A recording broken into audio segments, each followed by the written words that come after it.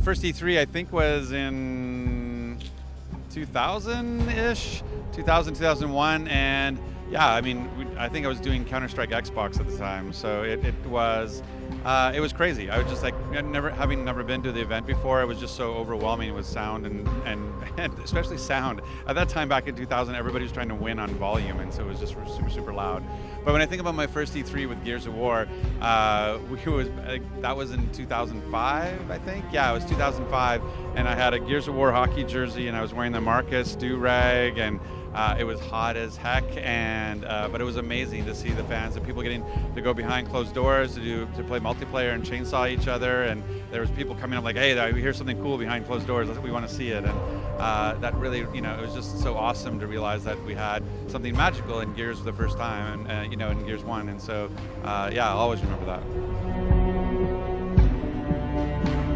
I mean, before it's kind of like, hey, what shoes am I bringing now? So it becomes about the shoe game. So you can notice, like, I have the matching shoes to go with me. You have to kind of work your shoe game a little bit.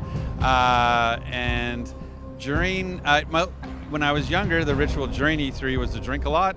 Now that I'm older, it's sleep more and drink like tea at night for my throat. So yeah, but it's just so much, you have to pace yourself, but there's, the ability to talk with the fans and be able to reach out to them and hear everybody's story about what Gears means to them is what's really special to me. And anytime we go to FanFest now and we do signings and sign posters and stuff, and I get to meet everyone, and that's what really resonates with me, and it really energizes me to go back to the studio and continue pushing.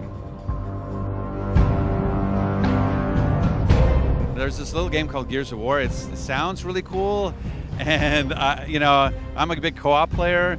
And so the idea that there's 3-person co-op and it's split screen 3-person co-op, so you can play on your couch, and then there's a map builder, so you can make your own hives to play Escape.